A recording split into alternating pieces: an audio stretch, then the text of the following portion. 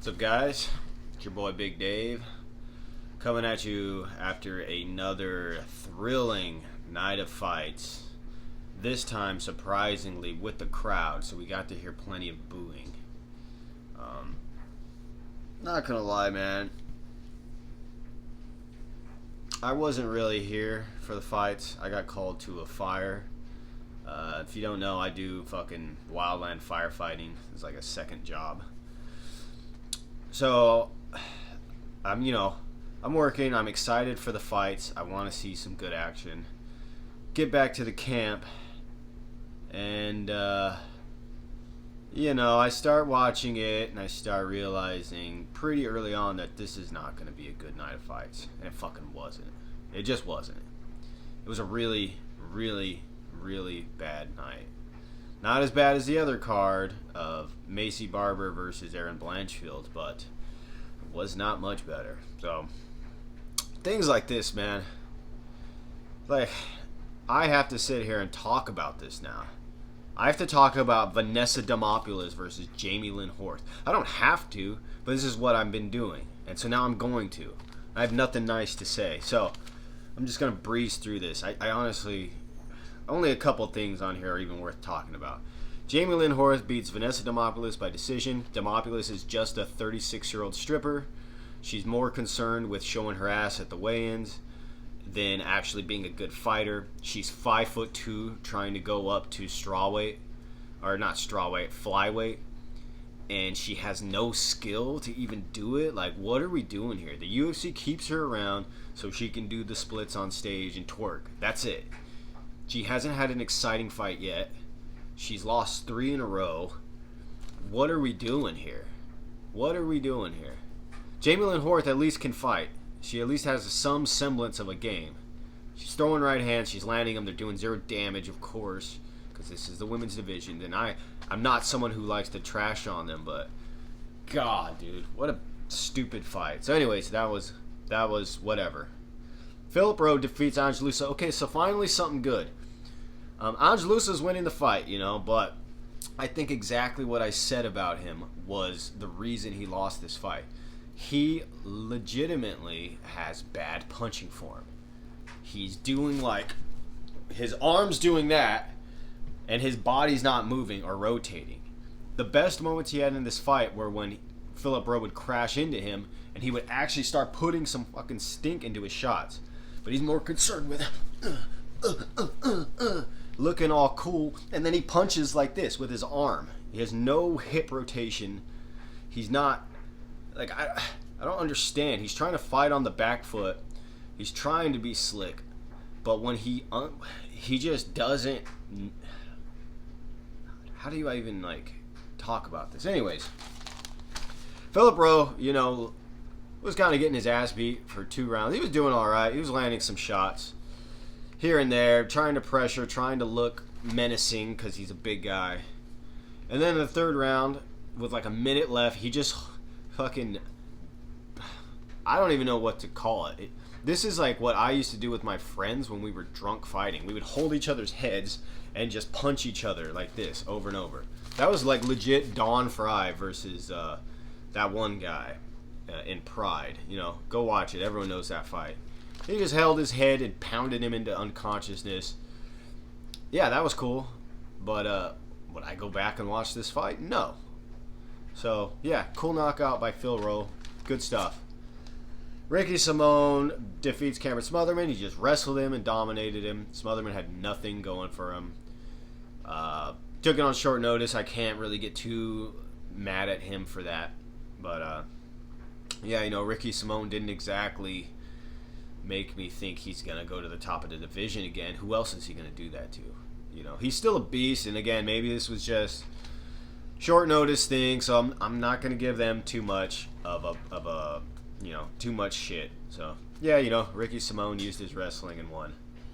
Jose Ochoa KOs Cody Durden. This was stupid on my part. I literally said in my video that Cody Durden is always liable to get finished. He just is always liable to either get knocked out or submitted. He puts himself in bad positions. He fires back when he shouldn't. He attacks when he should be defending. And yeah, he's way too overconfident. It's crazy. He was in Georgia, so he's hyped up. I get it, but yeah, Jose Ochoa, he looked good, man. He's a big, tall-ass southpaw, and he's tricky and he's confident. He used the little left high kick to set up the left hand, and just took Durden out of there. I'm not trying to say Durden's bad. I thought he was good. I picked him to win the fight, but I should have known. Against anyone dangerous, he is just always liable to get finished. It is what it is. It's happened to him in almost every single loss he's ever had. And yeah, I don't know why I expected it not to happen. I guess maybe because Ochoa's record was like, it's a good record, but he has like 20 less fights. But hey, it doesn't matter when you're that dangerous and that hungry. So that was a bad pick. Good job for Jose Ochoa. Malcolm Wellmaker knocks out Chris Moutinho. What was the point of this fight? I thought this was a short notice replacement, and I go back, and no, this was just a fight they gave Malcolm Wellmaker. This was just farming a knockout. Like, did we really, you saw Chris Moutinho in there. He's soft. He has zero muscle definition. His whole game is, I'm going to try to just tank everything you have and walk you down. How was that going to work against someone like Wellmaker who hits that hard? It just was never going to work. So what we got to see was someone get beat on and then flatlined. Cool. And then he gets $10,000.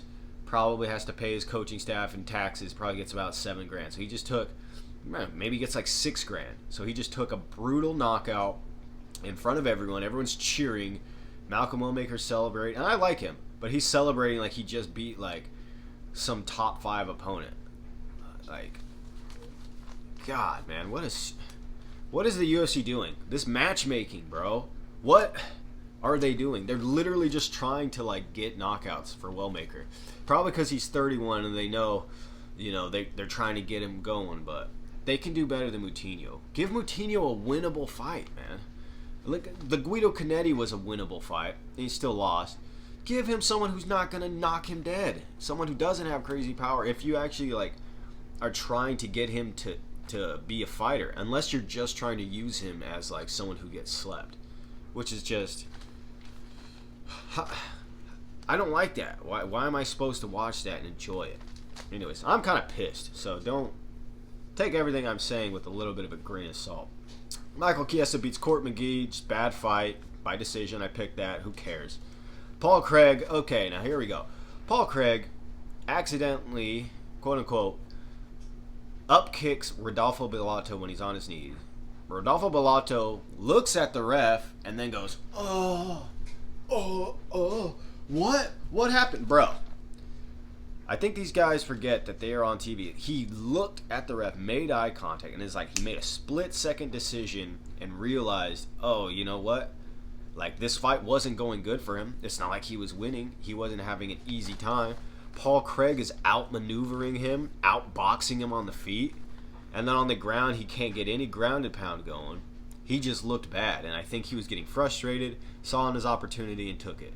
And I hate to call people floppers. I don't like to say someone quit, and he didn't quit. He just tried to get a free win, and then tried to, ham it up. But unfortunately for him, there's a million cameras in there, and there's a bunch of people there.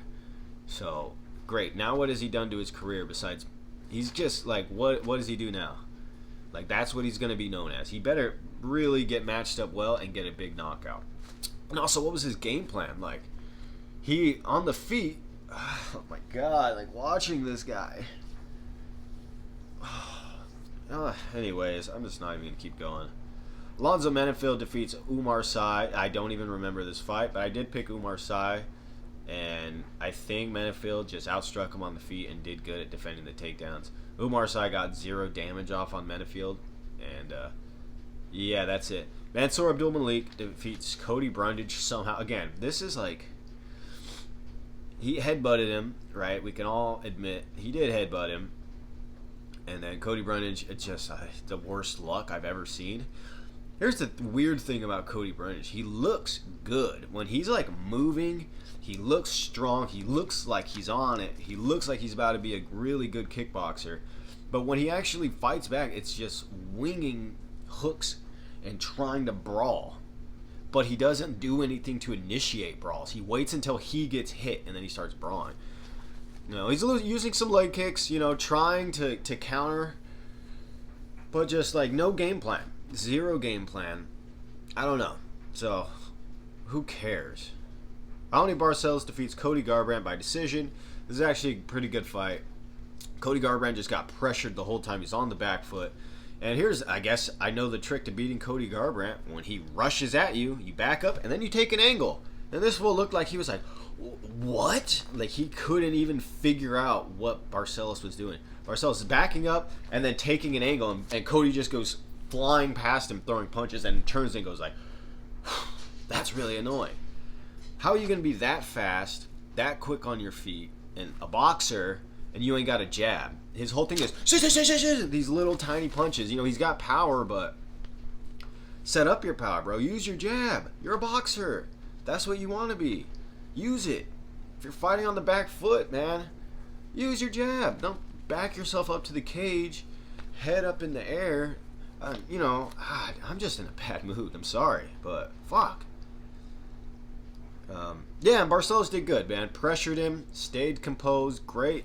Good angles, man. Honestly, he knew what to do. Cody Garbrandt comes rushing at him with flurries, and he just backs up. And Cody Garbrandt has nothing else. He's not, you know, he's barely using his jab. And Barcelos just basically pressured him the whole time until Cody was so tired that it was just, you know, him basically on the back foot the entire time. And, yeah, watch that fight. Tell me if I'm wrong. Watch Cody Garbrandt rush at him, and he gets away with it a couple times. And then at the end, you know, towards the middle of the, I believe, like the first round, maybe the second round, Barcelos just starts, like, circling out whenever he attacks. And he's just, like, bamboozled. All he was doing was running with flurries. Use your jab. You're a boxer, bro. Maybe he's scared of the leg kicks, but... Anyways. Moving up, Edmund Shabazian defeats Andre Petroski by decision.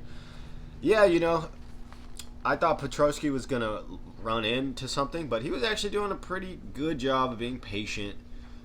His striking looked a little bit better, but he does these like really big movements where he tries to like shift stance and get this crazy angle, and Edmund just backed up and pivoted to face him, and that just neutralized everything he did.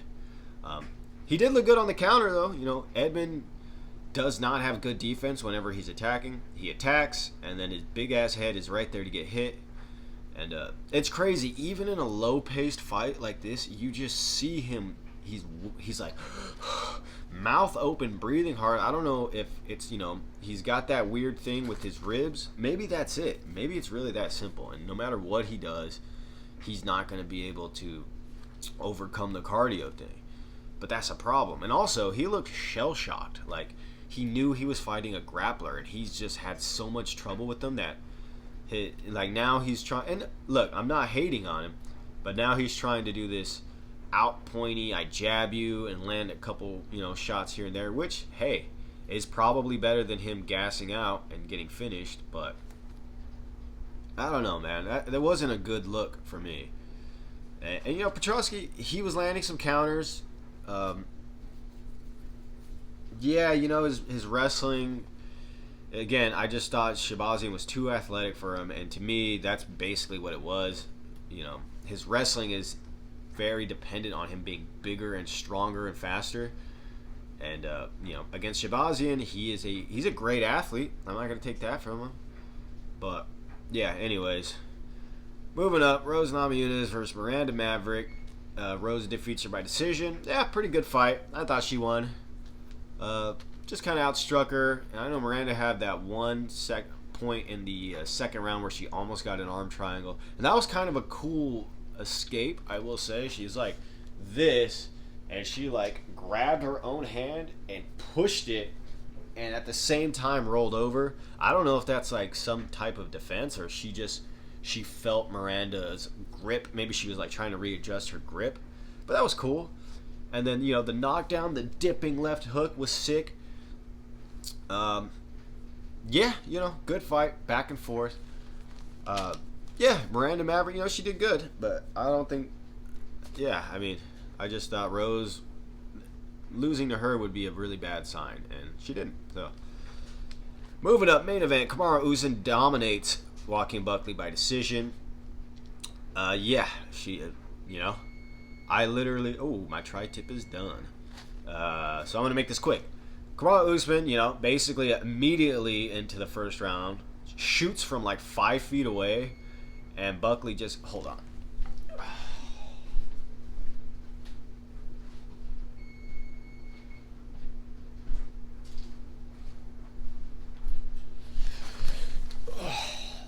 Yeah, basically Usman double legs him, puts him against the fence and smashes him. Now I don't want to say that Buckley's like he had no game plan, but I will say he's more concerned with yapping and being cool and trying to show everyone how this ain't even bugging me than he is about doing anything. That shows to me a real mental block this guy has. And I remember years ago, James Krause was saying that Buckley is a nightmare to train with. Now, I don't know how true that is, but I can see where he's coming from. Because he goes into his corner, and this is his corner. You're doing great. You're doing great. You got to do the... What was they were like doing stupid code words. You got to do the fucking Excalibur sword. Oh, you got to do the Titan shot or something like that. Like it's an anime. And it's like they're not really giving him sound advice. And maybe that's because, training him is probably, he's like, oh, I know everything. Oh, you're going to tell me? I'm in the UFC. He's one of those guys. His ego seems way out of control. I thought he was sounding more humble in the interviews, but that's a deep-rooted thing. He's got a huge chip on his shoulder. And yeah, Kamaru Usman, say whatever you want about him, but he is one of the best, He's been dominating welterweight for years. He's only lost to 2 people in the UFC, which is Leon Edwards and Chimaev. And then I even said, I'm like, how would Buckley do against Chimaev? Well, I think we know now how he would do against Chimaev. He would get taken down and smashed. And shout out to Buckley. I picked him 4th round TKO because I thought he was going to be able to survive. And I thought his cardio was good, and it was. He has good cardio. He retained some pop in his shots way late.